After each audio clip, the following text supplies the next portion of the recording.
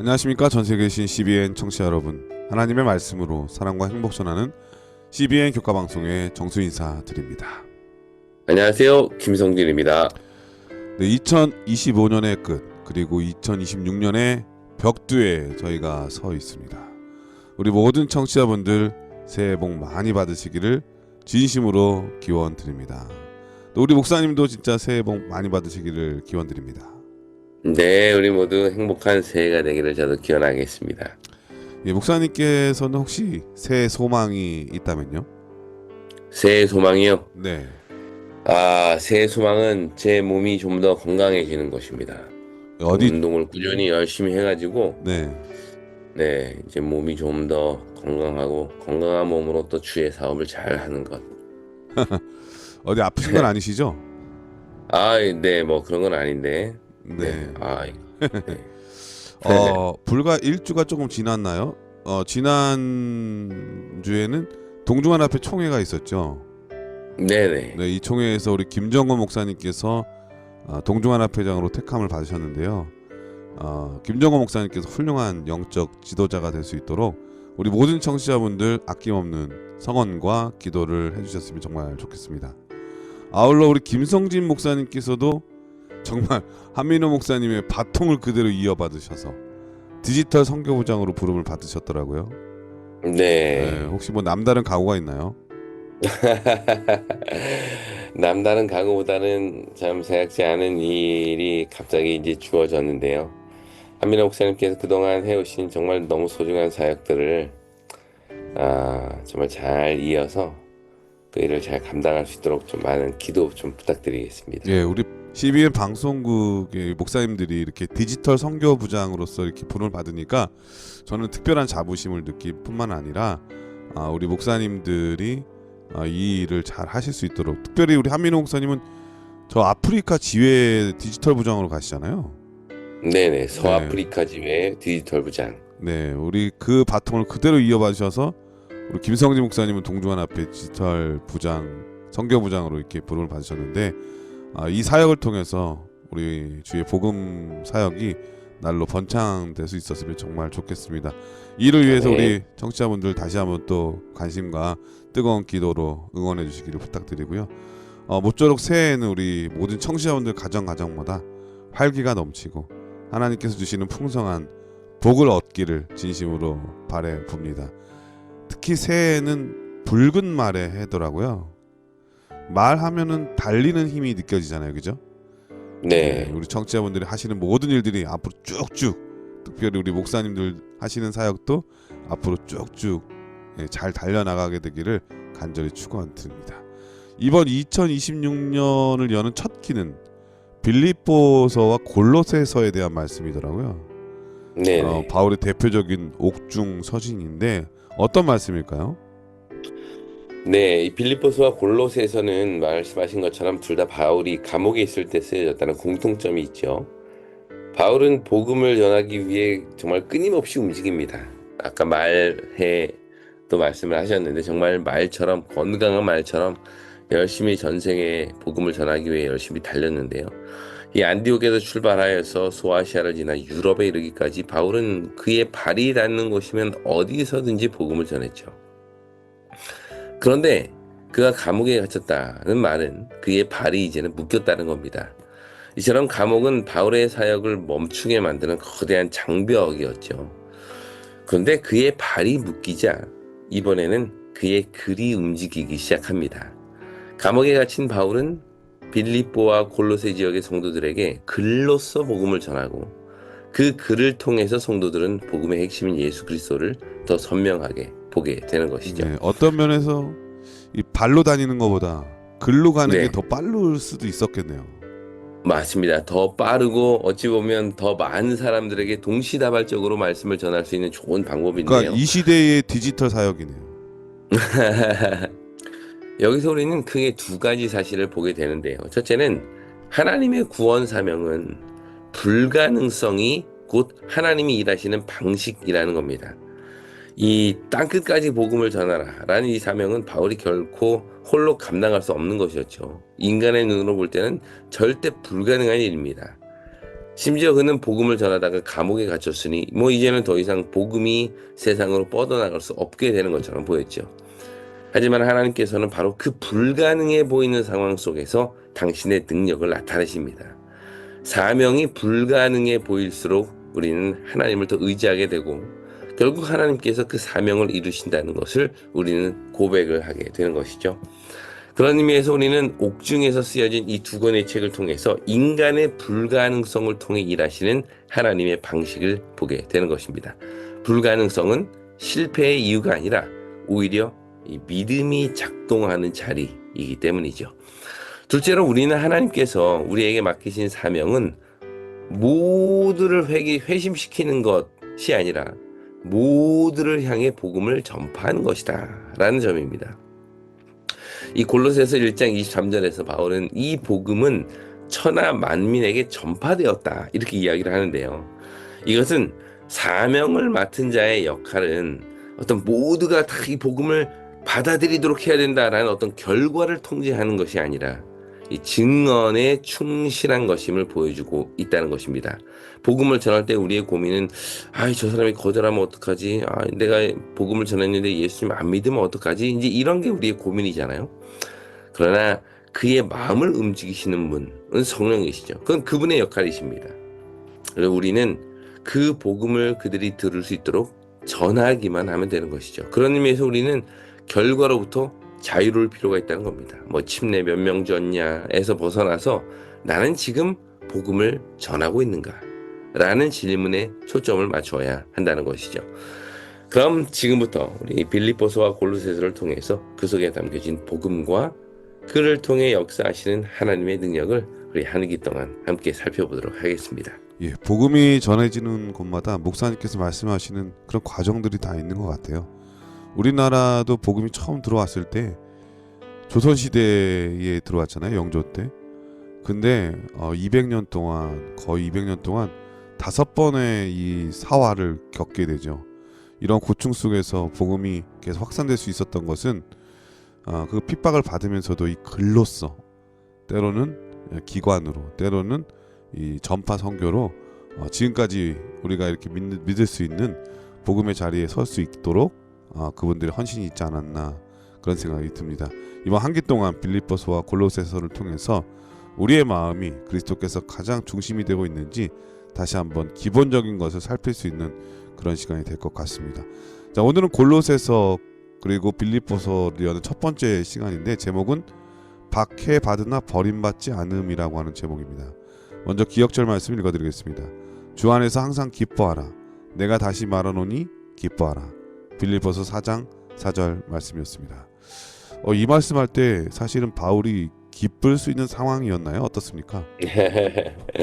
네, 우리 바울과 실라가 빌립보 감옥에서 그들의 발이 이제 착고에 단단히 채워진 상태였죠. 하지만 그 착고는 그들의 찬양을 묶을 수는 없었습니다. 그날 밤 바울과 실라의 찬양 소리는 이 감옥의 벽을 타고 다른 죄수들에게 전달이 되었고요. 이것이 그들에게는 주 안에서 항상 기뻐하라 라는 메시지로 전달되게 됩니다.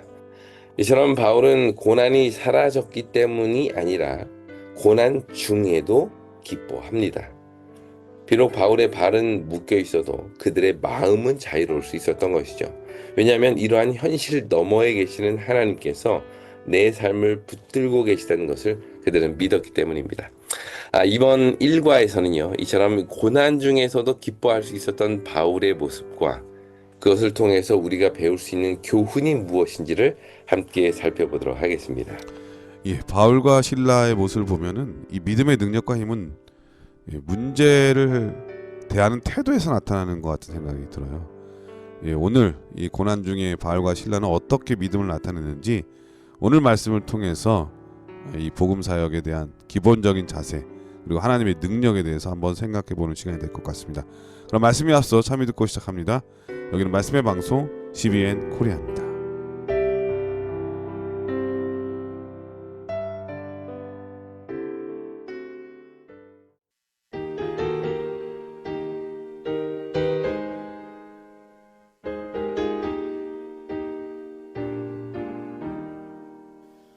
예수가 내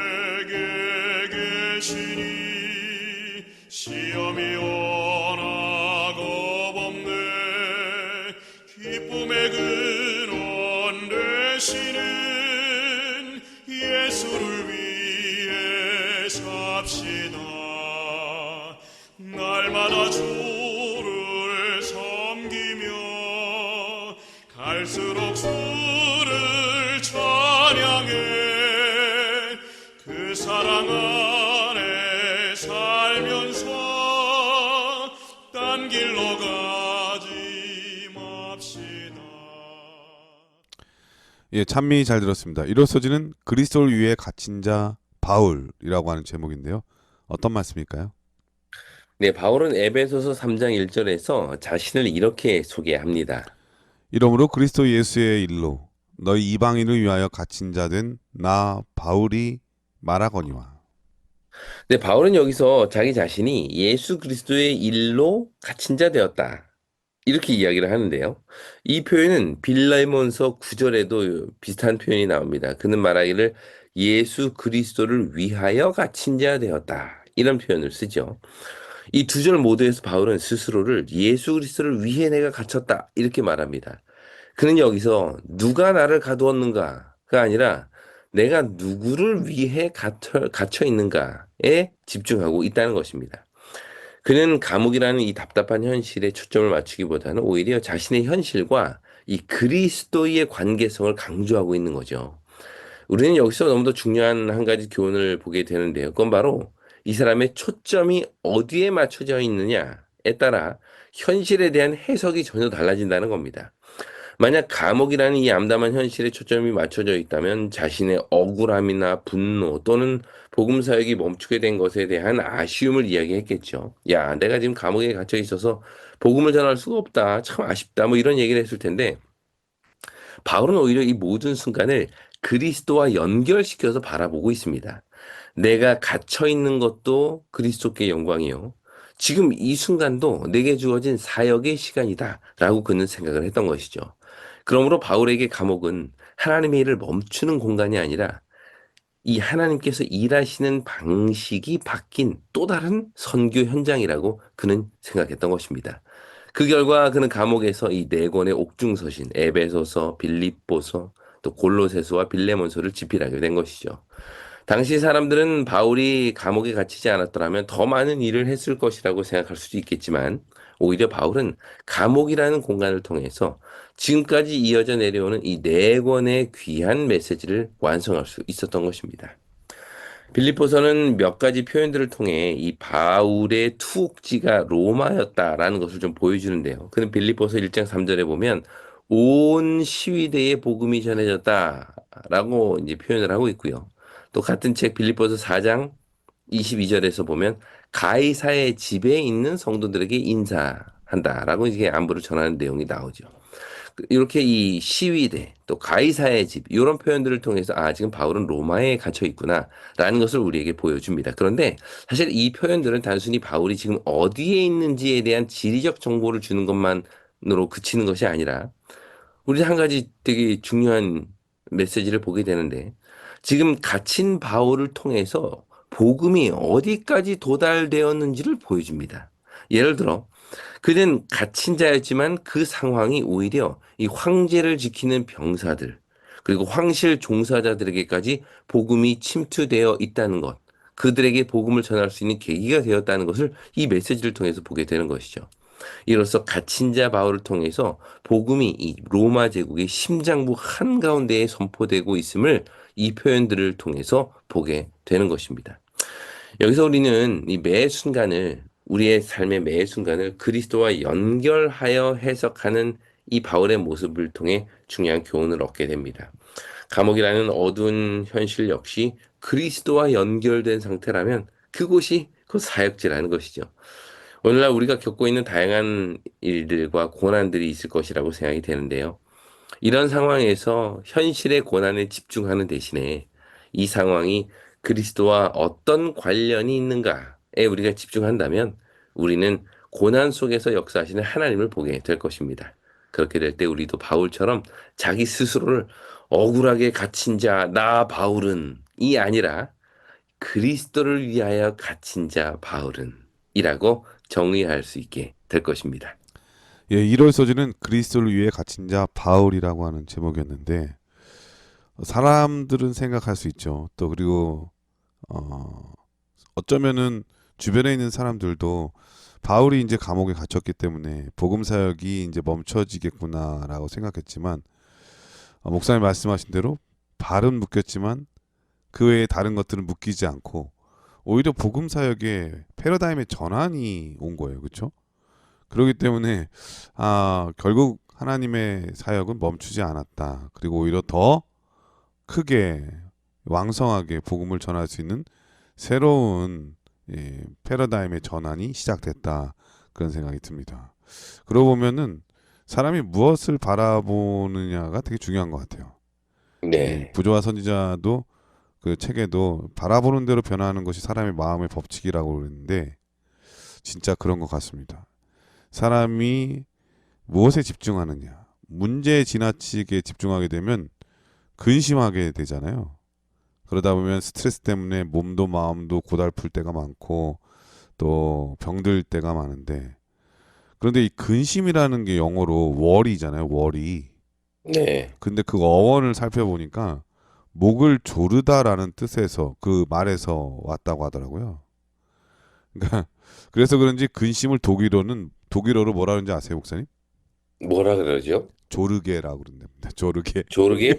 네, 목을 네, 조르게. 조르게. 예. 우리가 예수님을 믿는 믿음의 힘은 예수님께서 우리를 가장 좋은 길로, 결국 가장 좋은 길로 인도해 주신다고 하는 그분에 대한 신실하심에 대한 믿음이잖아요.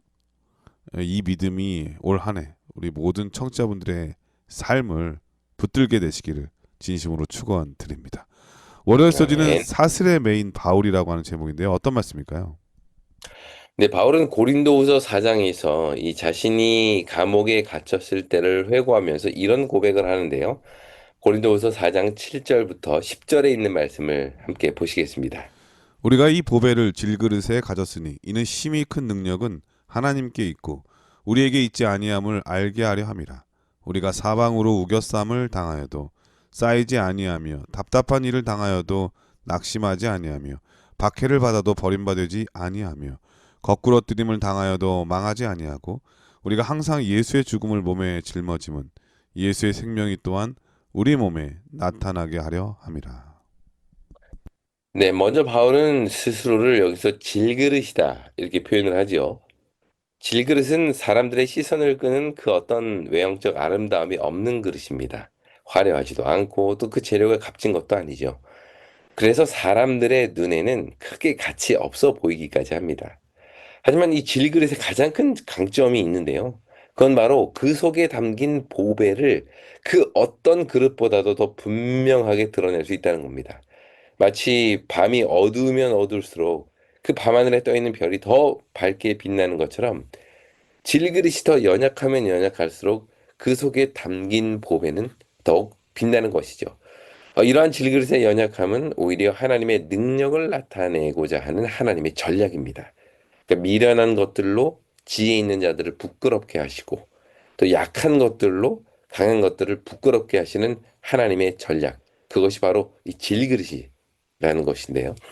그래서 바울은 이렇게 고백하죠. 우리의 질그릇 같은 이 연약함이 능력이 하나님께 있고 우리에게 있지 아니함을 알게 한다. 이렇게 말합니다.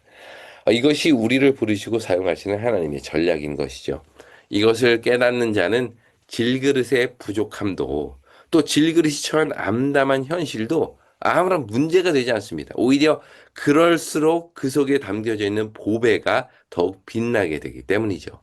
이것을 바울이 겪은 암담한 현실과 연결시켜서 한번 생각해 보겠습니다. 그는 8절에서 이렇게 이야기하죠.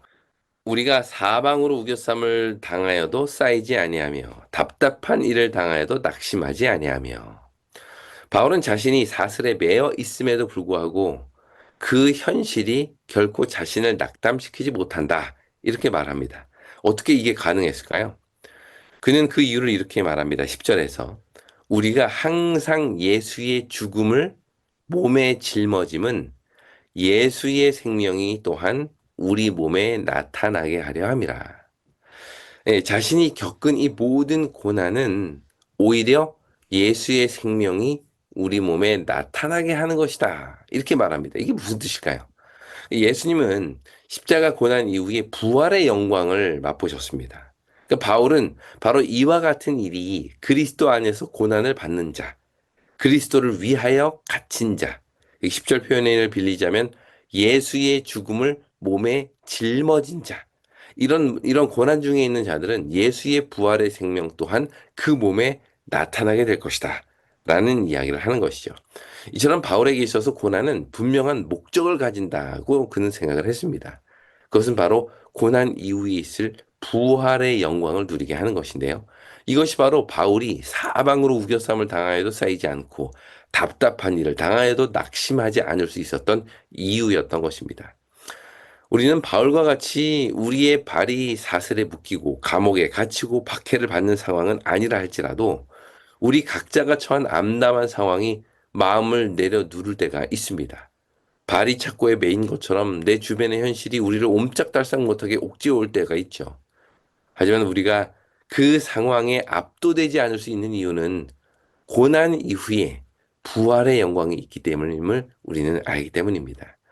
특히 이 고난이 그리스도를 위하여 받는 고난일 때 우리는 더욱 그분과 함께 부활의 영광에 참여하게 될 것이죠.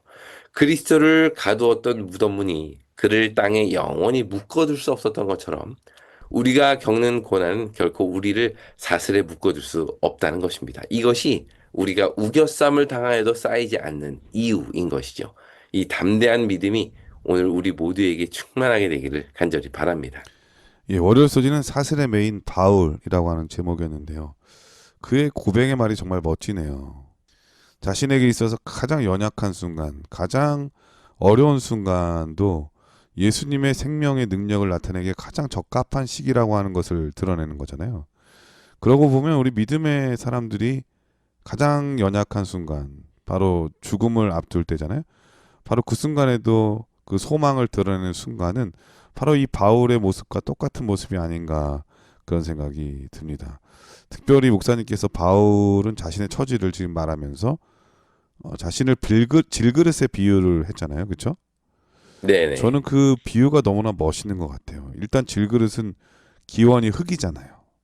그리고 네네. 그렇기 때문에 쉽게 깨지고 부서지기도 하죠. 그런데 이러한 너무나 평범한 질그릇은 일상에서 자주 사용될 뿐만 아니라 없어서도 안 되는 존재이기도 하잖아요. 네. 그리고 거기에 뭘 담느냐에 따라서 질그릇이 보배함으로 바뀌기도 하고요. 그런 면에서 우리의 힘의 능력이 그릇 자체에 있는 게 아니라 그 그릇을 사용하는 주인에게 있다고 하는 것을 너무나 잘 보여주는 그런 모습인 것 같기도 합니다. 우리를 가장 멋있고 가치 있게 만들어주시는 능력은 우리 그릇되는 스스로에 있는 게 아니라 그 그릇을 사용하시는 주인에게 있다고 하는 것, 우리가 잊지 말아야 하겠습니다. 화요일 소지는 빌립보의 바울이라고 하는 제목인데요. 어떤 말씀일까요? 이제 바울은 1차 선교 여행 때 이 소아시아 지역, 그러니까 오늘날의 튀르키예 지역에 복음을 전했죠. 2차 선교 여행 때도 그는 같은 지역에 돌면서 이제 복음을 전할 계획을 가지고 있었는데 하나님께서는 그런 그의 계획을 막으시고 그의 걸음을 유럽으로 옮기도록 하십니다. 그리고 바울이 복음을 전한 유럽의 첫 도시가 바로 빌립보죠. 그래서 화요일 소지는 바로 그 빌립보 선교를 중심적으로 이제 다루고 있는데요. 먼저 우리가 여기서 좀 기억해야 할 것은 빌립보 선교의 출발점은 이 성령의 차단, 길을 막으시는 차단에서부터 시작되었다는 것입니다. 이 바울은 소아시아를 따라서 계속 전진하려 했지만 성령은 그 길을 막으시죠. 성령의 인도는 가라가 아니라 멈추라라는 명령에서부터 시작됐다는 것입니다. 성령께서는 바울을 유럽으로 돌리게 하기 전에 먼저 그의 길을 막으십니다. 이 사도행전 16장 6절로 7절에 보면 사실 바울 일행은 무시아에서 비두니아로 가려고 했지만 성령이 그 길을 막으셨다. 이렇게 이야기를 해요. 그래서 이번에는 무시아를 지나서 드로아로 가려고 했는데 거기서 비로소 밤의 환상이 새로운 길을 이제 그들에게 말씀을 하시는 내용이 나오는데요. 이처럼 때로는 우리의 계획의 어그러짐이 하나님의 뜻일 수 있음을 우리는 기억할 필요가 있습니다. 아무리 바울이 비두니아에 가려고 애를 썼지만 성령은 멈춰라 하시면서 그의 길을 멈추게 하셨죠. 그의 계획은 어그러지고 기대는 무너집니다. 그런데 바로 그때가 성령께서 그에게 새로운 길을 여는 타이밍이었던 것이죠. 이것이 바로 우리를 통해 일하시는 하나님의 방법입니다. 내 계획이 무너지고 앞길이 막힐 때 우리는 잠시 길을 멈추고 하나님께 이렇게 물어야 할 것입니다. 성령님, 제가 어디로 가기를 원하십니까? 제 걸음을 어디로 인도하시기를 원하십니까? 이처럼 내 뜻대로 살아가는 우리에게 성령은 가라라는 명령 이전에 멈춰라 라는 명령을 먼저 주심을 기억하시고 그 멈춤이 절망이 아니라 오히려 우리에게 새로운 길이 열리는 놀라운 기대를 가질 수 있는 시간임을 기억하게 되었으면 그 좋겠습니다. 달리고 싶은 사람의 마음에 멈추라는 성령의 음성이 들릴 때 그게 멈추기가 쉽지 않잖아요. 그렇죠. 예, 그렇기 때문에 그 멈추라고 하는 그 말씀에 순종한 것도 정말 대단한 용기와 도전이 필요한 거다 이런 생각이 드네요. 맞습니다. 그래서 그러한 멈추라는 이야기를 들었을 때 사실 우리는 좀 답답하고 속상하고 이럴 수가 있는데 오히려 그것이 새로운 곳으로 길을 여시는 하나님의 놀라운 섭리임을 우리가 기억할 필요가 있다는 것이죠. 이렇게 해서 유럽의 선교의 길을 여신 성령을 따라서 마침내 그들은 이 유럽의 첫 발을 딱 내딛게 되는데요. 그런데 흥미로운 점은 유럽의 첫 성이 사실은 빌립보가 아니라는 겁니다. 그들이 유럽으로 넘어갔을 때 맞은 첫 번째 성은 네아폴리라는 도시인데요. 그런데 바울의 일행은 네아폴리를 그냥 지나쳐서 곧바로 빌립보로 향했다는 겁니다. 그 이유가 뭘까요? 당시 빌립보는 이 마게도니아 지역의 중심 도시였습니다. 교과책에 소개하고 있는 것처럼 빌립보는 로마 제국이 부여한 최고의 시민권 특권 도시였어요. 또한 동서교통을 연결하는 핵심 거점이 되기도 한 곳, 그것이 바로 빌립보입니다. 그런 의미에서 바울은 상대적으로 규모가 작은 네아폴리를 그냥 지나쳐서 곧바로 거대 도시였던 빌립보로 간 것이죠. 이곳이 바로 온 유럽으로 복음을 흘러 들어가게 할 수 있는 관문이라는 사실을 그는 잘 알고 있었기 때문인데요. 여기서 우리는 중요한 교훈을 보게 됩니다. 복음을 전하는 일에는 이처럼 분명한 전략이 필요하다는 것이죠. 사실 우리가 가진 재정이나 인력, 또 시간 이런 모든 것들은 제한적입니다. 그러므로 이런 자원을 투자해서 최대한의 효과를 얻기 위한 방법을 우리는 고민해야 하는 것이죠. 교회에서 전도회를 할 때에도 어떤 전략이 이 교회와 또 이 지역에 가장 좋은 방법일까? 이런 것들을 많이 고민해야 된다는 겁니다. 다른 교회에서 이렇게 하니 잘 되더라 라고 하면서 그것을 무분별하게 가져오는 대신에 우리 교회의 상황과 이 지역의 특징을 잘 고려해서 가장 좋은 전략이 뭘까를 찾는 노력, 그것이 필요하다는 것이죠. 이 선교는 열정만으로 이루어지진 않습니다. 전략이 필요하죠. 바울은 아무렇게나 발길 닿는 곳이면 그냥 어디든 가겠다라는 마음으로 선교를 하지 않습니다. 그의 머릿속에는 어떻게 온 유럽을 복음화할 수 있을까에 대한 로드맵이 있었고 그것을 기초로 매우 전략적인 방식으로 도시들을 선택하고 거기에서 복음을 전했다는 것입니다. 이러한 노력이 오늘 우리에게도 필요한 것이죠. 이처럼 복음 전파는 하나님께서 하시는 일이지만 거기에는 반드시 인간의 철저한 계획과 전략이 전제되어야 하는 것입니다. 유럽의 첫 번째 선교지였던 이 빌립보 사역은 하나님의 주도적인 인도와 인간의 치밀한 전략이 잘 조화되어 완성되었던 것이죠. 이러한 역사가 오늘 우리의 선교 현장에서도 있게 되기를 간절히 바랍니다. 이 화요일 소지는 빌립보의 바울이라고 하는 제목이었는데 그가 얼마나 준비된 복음 사역자였는가를 지금 말씀을 통해서 이해할 수가 있네요. 사실 이 사도행적이라고 하는 그 영감의 글에 보면은 9장에서부터 12장의 내용에 걸쳐서 그가 복음 사역을 위해서 얼마나 준비하고 또 준비된 사람이었는지를 잘 설명하고 있잖아요. 우리 청취자분들 가능하시다면 교과와 더불어서 이 사도행적 9장부터 12장에 있는 말씀을 읽어보신다면 교과를 더 이해하시는 데 큰 도움이 되리라고 생각되어집니다. 우리나라뿐만 아니라 세계 복음 사역의 이게 과정을 보면은 이 바울이 겪었던 과정과 동일한 과정을 많이 했다고 하는 것을 이해하게 됩니다. 이 패러다임의 전환, 그 전환에 빠르게 적응하지 못하면 이 복음을 전하는데도 어떨 때는 더디게도 되고 어떨 때는 신속하게 날아가면서 전하는 것처럼 사용될 때도 있잖아요.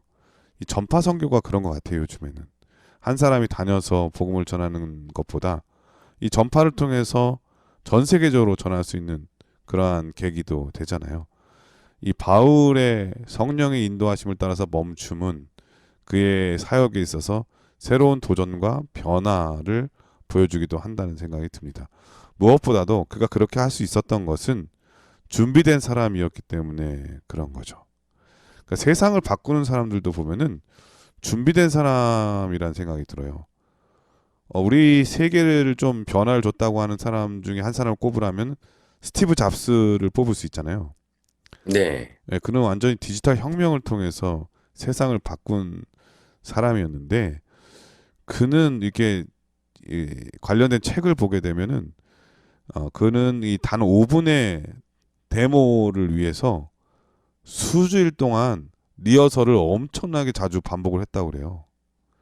무대 위에 조명 각도, 뭐 슬라이드 넘어가는 타이밍, 심지어는 전선의 배치까지 직접 확인해 가면서 모든 변수를 다 통제하려고 노력을 했다고 하더라고요. 이러한 철저한 준비가 전 세계를 열광시킨 그 아이폰 발표 현장이었다고 하더라고요. 그뿐만 아니라 이 세계 유명한 사람들 있잖아요. 그런 사람들은 그냥 유명해진 게 아니라 준비하는 그런 과정을 통해서 이미 성공을 예견한 사람들이다라는 생각도 들더라고요. 그래서 유명한 그 명언이 있잖아요. 그러니까 아브라함 링컨 그가 한 말인데 나에게 나무를 베기 위해서 6시간이 주어진다면 나는 우선 4시간을 도끼나를 가는데 시간을 쓸 거다. 그런 고백을 했다고 하더라고요. 준비에 실패하는 것은 실패를 준비하는 것과 같다라고 말한 벤자민 프랭클린의 그 말이 더 마음에 와닿는 그런 말씀인 것 같습니다. 그럼 여기서 참여곡 들으신 다음에 계속해서 수요일 목요일 소주를 공부하도록 하겠습니다. 여기는 말씀의 방송 CBN 코리아입니다. 주 약속하신 본향 바라보니 내 마음 평화 가득해 이 땅 위에 지친 순례자들이 영원한 식 얻는 곳 나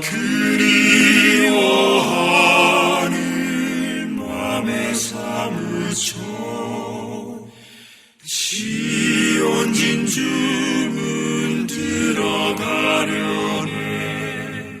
맘 괴로움 없고 영영는 저 하늘 고냥 그리워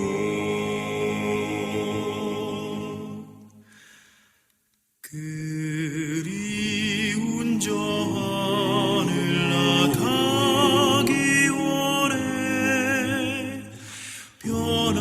변함없는 내 고향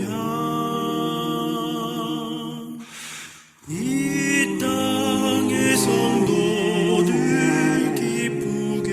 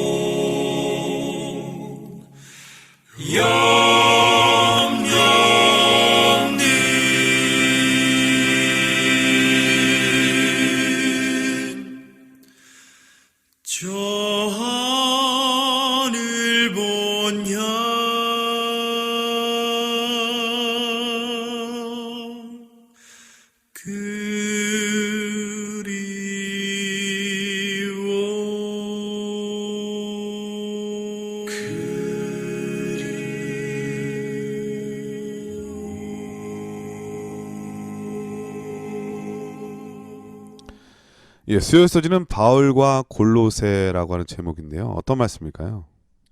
네, 골로새라는 지역이 특별한 이유는 바울이 아직 방문한 적이 없는 곳이기 때문인데요.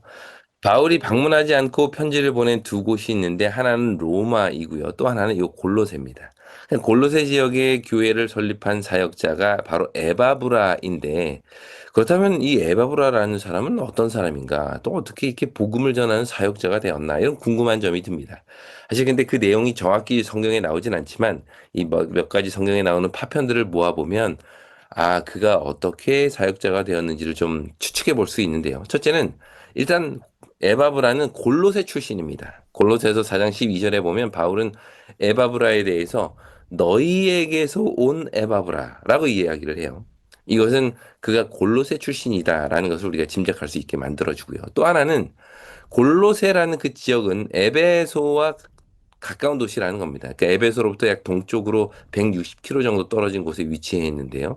이것은 당시 에베소와 많은 교류가 있는 도시 중에 하나였죠. 그런 점으로 고려할 때 에바브라는 바울이 에베소에서 2, 3년 머물면서 그 두란노 소원에서 열심히 복음을 가르친 적이 있지 않습니까? 근데 네. 그때 아마 거기에서 복음을 듣고 자기의 고향으로 돌아가서 사역자로서 골로새 교회를 위하여 열심히 일하는 사람이 음. 아니었나라고 우리가 추측을 해볼 수가 있는 그러니까 것이죠. 성경에 비슷한 이름이 또 하나 나오잖아요. 에바브라라는 이름도 있지만 에바브라 디도라고 하는 이름도 있잖아요. 이 두 네네네. 사람은 같은 사람은 아니잖아요. 그죠? 네네, 맞습니다. 예. 서로 다른 사람이죠. 에바브라도 이름이고, 에바브라 디도도 이제 하나의 이름이죠. 네. 전혀 출신도 다르고 전혀 다른 네네. 이름이라는 거 여러분 기억해 주셨으면 좋겠습니다.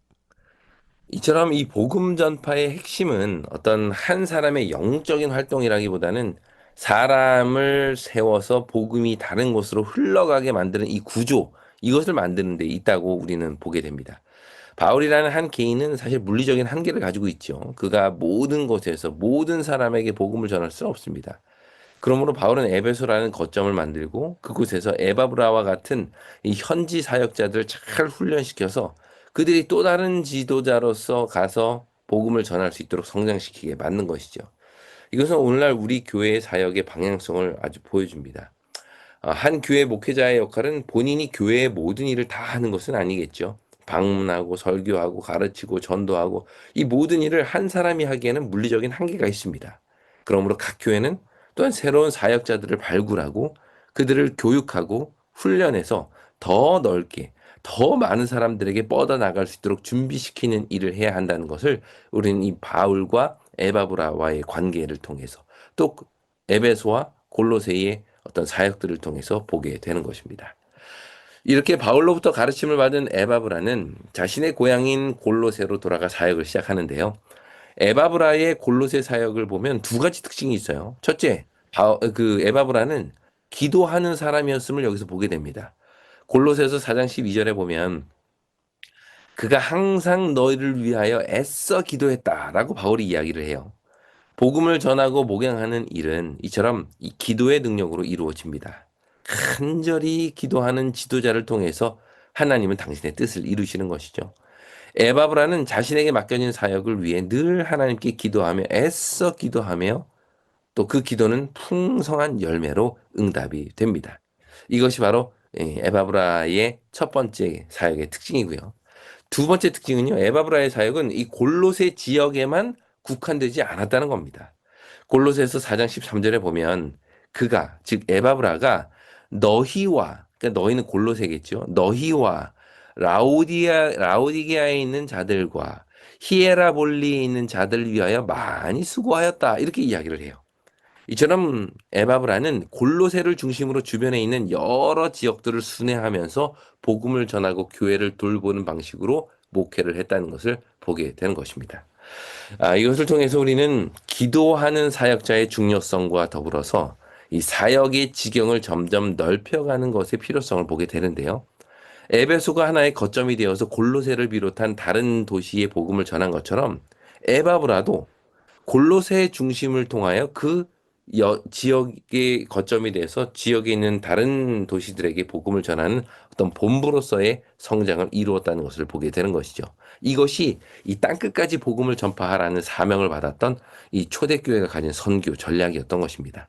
그런 의미에서 우리의 사역도 내 교회, 또 내 가정, 내 마을을 넘어서 보다 넓게 뻗어가기 위한 노력을 아끼지 말아야 할 것입니다. 특히 요즘같이 이 미디어가 발전되어 있는 이 시대에서는 우리가 만든 컨텐츠 하나가 사실 전 세계로 뻗어나갈 수 있다는 것을 우리는 기억하고 각자의 은사에 맞는 사역들을 통해서 더 복음이 넓게 뻗어나가는 그러한 역할을 하는 우리가 되기를 간절히 바랍니다. 예, 쓰여서지는 바울과 골로새라고 하는 제목이었는데 이 골로새라고 하는 도시는 이 동서양을 잇는 중요한 무역 그 통로 가운데 있었던 도시라고 해요. 그래서 이 다양한 사람들이 아주 빈번한 왕래가 있었던 곳. 그래서 교역과 무역 그리고 경제와 문화가 활발했던 도시가 바로 이 골로새라고 합니다. 그러다 보니까 이상한 사람들, 예를 들면 이단 사상들 이런 사람들도 많이 들어왔다고 하죠. 그래서 이 바울이 감옥에 있으면서도 특별한 편지를 에바브라에게 쓰게 된 거란 생각이 드는데 그런데 다행히 목사님께서 언급하신 바와 같이 이 에바브라와 같은 사람은 기도하는 사역자였을 뿐만 아니라 지경을 넓히는 부지런한 사역자였다고 하는 거죠. 기도만 하고 일하지 않는다면 그 의무를 다하지 않는 사람이 되잖아요. 근데 이 에바브라는 기도하는 사역자였을 뿐만 아니라 그 의무에 충실한 부지런한 사역자였다고 하는 것을 또 알 수가 있습니다. 그렇기 때문에 교회를 지켰을 뿐만 아니라 이 복음이 라우디게아와 또 히에라볼리까지 이렇게 전하는 그 환경에 맞게 앞뒤 전후 좌우 다 복음을 전할 수 있는 기회를 잘 살렸다는 생각이 듭니다.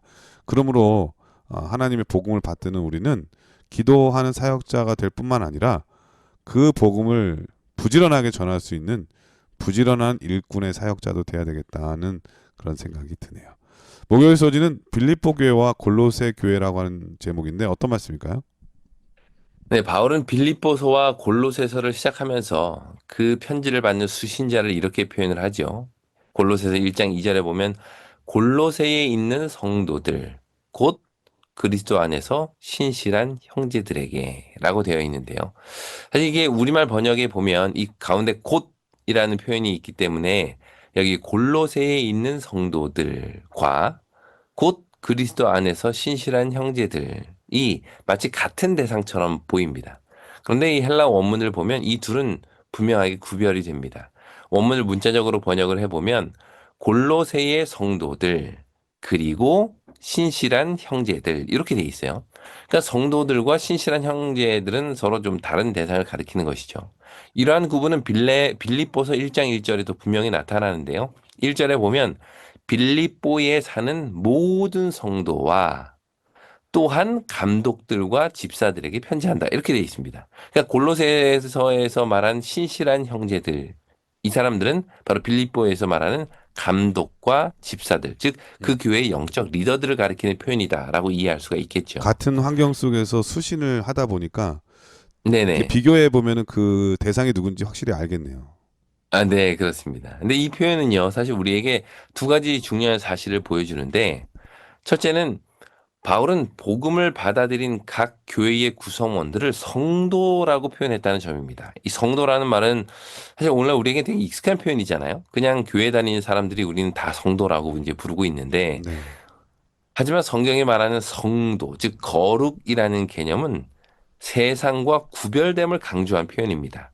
예수를 믿는 그리스도인이란 세상과 구별된 자들, 삶의 목적이 다르고 가치관이 다르고 궁극적인 삶의 방향이 다른 자들이라는 뜻을 담고 있는 것이죠. 이것이 그들의 정체성입니다. 당시 로마를 중심으로 세속적인 지식과 무역을 통한 경제적 발전이 주를 이루었던 각 도시에서 그들은 다른 가치, 다른 삶의 목적을 안고 살아가는 자들. 이게 바로 성도라는 표현이죠. 그래서 바울은 성도라는 표현을 통해서 바로 그 점을 강조하고 있는 것입니다. 근데 또 한 가지 우리가 알 수 있는 것은 바울은 각 교회의 리더가 되는 사람들을 세우고 그 성도들에게 어떤 복음을 전하고 그들을 양육하고 든든하게 교회를 설 수 있도록 그러한 조직을 통해서 복음의 질서를 잡았다는 것을 보게 됩니다. 그러니까 성도들과 교회의 감독과 집사들을 이렇게 구분했다는 것인데요. 당시 빌립보와 골로새 교회에는 책임 있는 사역자들이 있었습니다. 이는 초기 교회가 성령의 역사를 통해서 질서와 구조를 아주 중요하게 여겼다는 것을 보게 됩니다. 이 전략 덕분에 바울이 직접 가지 않아도 골로새에도 건강한 교회가 세워질 수 있었던 것이죠. 우리 재림교회의 초기 지도자들, 그들은 사실 이 교회가 조직을 갖는 것에 대해서 되게 부정적인 생각을 가지고 있었는데요. 네. 그들은 주로 기존 교단에서 재림운동에 동참했다는 이유로 출교를 당한 사람들이었죠. 그래서 그들에게 있어서 이 조직된 교회는 진리를 거부하고 또 성령의 역사를 가로막는 바벨론과도 같은 인식을 그들은 가지고 있었어요. 그러므로 그들이 자신들이 또 다른 조직을 만든다? 이거는 스스로 우리가 바벨론이 되는 것이다 라고 그들은 처음에 생각을 했습니다. 또한 그들이 조직을 반대했던 또 이유 중에 하나는 이 재림의 긴박성이기도 한데요. 그들은 대실망 이후에도 예수님의 재림이 곧 있을 것이라고 기대했고 조직을 만드는 시간에 오히려 더 많은 에너지를 전도에 써야 된다라는 생각을 그들은 가지고 있었습니다. 근데 시간이 지남에 따라 그들은 이 무조직의 한계를 느끼게 됩니다. 조직이 없다 보니까 이 복음 재정 관리에 문제가 생기기도 하고 또 그룹 중에는 아주 엉뚱한 오류와 거짓을 가르치는 사람들이 이제 곳곳에 생겨나게 되죠. 이런 상황에서 그들은 보다 체계적인 복음 전도를 위해서 이 조직이 필요하구나라는 것을 절감하게 되었고요. 결국 1861년에 교회를 조직하고 1863년에 이 대총회라는 조직을 갖추게 됩니다. 그들에게 있어서 조직은 복음을 전하기 위한 어떤 최소한의 질서를 의미했는데요. 가장 단순하고도 선교 중심적인 구조를 갖는 것. 이것이 그들이 원했던 구조였죠. 그 결과가 바로 오늘날 제7회 안식일 예수재림교회를 탄생하게 만든 것입니다. 이처럼 조직을 갖는 것 자체가 문제가 되진 않죠. 조직은 필요한 일이고 또 그 조직을 통해서 하나님은 복음을 땅끝까지 전하는 일을 오늘날까지 해오십니다. 그런데 문제는 그 교회 조직이 점점 기관화되어 가고 있는 것입니다. 여기서 말하는 기관화라는 게 본래 분명한 목적을 위해 존재했던 어떤 공동체가 점점 시간이 지나면서 그 본래의 목적보다 이 조직 자체를 유지하고 안정화시키는 것을 우선시하는 구조. 이게 이제 조직화인데요. 교회가 선교라는 중요한 사명을 뒤로 한 채 우리가 키워왔던 어떤 기관들, 예를 들어 병원이나 학교나 식품이나 학원이나 이런 것들을 유지하는 일에 모든 관심을 투자하는 상태. 이것이 바로 흔히 말하는 이제 기관화입니다. 교회에게는 무조직의 혼란도 문제가 되지만 점점 기관화되어 가고 있는 것도 문제죠. 그러므로 우리는 무조직과 기관화, 이 두 극단 사이에서 균형을 잘 갖춘 교회의 조직이 되도록 우리는 노력해야 하는 것입니다. 조직을 가지되 조직에 갇히지 않는 어떤 유연함, 그리고 조직 본래의 가치를 이루기 위해 노력하는 것, 그것이 우리에게 필요하다는 겁니다. 그렇게 될 때 하나님께서는 이 교회를 통해서 복음 사역을 힘있게 이루시게 될 것입니다. 예, 목요일 소지는 빌립보 교회와 골로새 교회의 모습을 보면서 우리 재림교회가 어떻게 나아갈지 또 어떤 모습을 갖춰야 될지 잘 설명해 주신 것 같습니다. 2026년을 여는 제1기 빌립보서와 골로새서 이 두 성경을 통해서 교회에 역사하시는 하나님의 놀라운 능력과 그 힘을 배울 수 있을 것 같아서 공부할수록 점점 기대가 되는 그런 교과인 것 같습니다. 목사님께서 이번 교과를 간략하게 정리해 주시고 기도하고 마치도록 하겠습니다. 네, 오늘 우리는 빌립보서와 이 골로새서를 여는 첫 시간에 이 책을 기록한 바울의 상황과 또 두 교회에 대한 어떤 기본적인 정보들을 같이 나누었죠. 바울은 비록 자신이 갇힌 자였지만 그 갇힘이 복음을 가둘 수 없음을 보여주었습니다. 그는 빌립보와 골로새 교회의 기별을 전했고 그 메시지는 오늘날까지도 우리에게 전달되고 있습니다. 이처럼 우리 눈에 보이는 어떤 한계가 곧 실패가 아님을 기억하고 우리 각자의 선교 현장인 교회와 가정에서 복음을 높이 들어올리는 우리 모두가 되기를 간절히 바랍니다. 예, 목사님께서 기도해 주시고 교과를 마치도록 하겠습니다. 네, 기도하겠습니다. 하늘에 계신 아버지 하나님, 오늘 우리에게 이 귀한 메시지를 전달해 주시고 이 말씀을 통해서 여러 가지 교훈을 얻게 하시니 감사합니다. 아멘. 우리가 감옥에서 이 복음을 교회들에게 전하고 그들에게 귀한 메시지를 전했던 바울과 같이 우리도 힘들고 어려운 상황에서도 이것을 통하여 예수 그리스도가 드러날 수 있음을 기억하게 하시고 아멘. 그 속에서 우리가 할 수 있는 사역에 최선을 다하는 우리 각자의 삶이 되게 도와주시옵소서. 아멘. 그리고 빌립보 교회와 골로새 교회가 여러 사역자들의 헌신과 수고로 든든하게 섰던 것처럼 오늘날 각 교회를 붙들고 그 교회를 위하여 헌신하는 이 많은 성도들의 수고와 헌신이 하나도 땅에 떨어지지 않고 더 많은 열매와 풍성한 열매로 맺을 수 있는 2026년이 되도록 역사하여 주시옵소서. 아멘. 예수님의 이름으로 기도드립니다. 아멘. 네, 전 세계 계신 CBN 청취자 여러분, 사도행전 20장 28절에 보면 이런 말씀이 있습니다. 하나님이 자기 피로 사신 교회를 보살피게 하셨느니라. 교회는 예수 그리스도의 생명을 대가로 집을 되어 세워진 교회죠. 그러므로 교회의 가치는 바로 하나님의 생명값이라는 생각이 듭니다. 올 한 해 우리가 섬기는 교회를 하나님의 생명값을 지불한 마음으로 우리가 섬긴다면 얼마나 우리가 아름다운 교회를 만들 수 있을까, 그리고 그 복음 사역을 다하는 교회가 될까, 그런 생각이 드는데요. 여러분들의 헌신을 2026년에 그 어느 때보다도 열심을 내어서 이런 교회 되도록 노력해 주셨으면 정말 좋겠습니다. 한 주일 동안 건강하시고요. 저희는 다음 주에 더 좋은 모습으로 찾아뵙도록 하겠습니다. 안녕히 계십시오. 안녕히 계세요.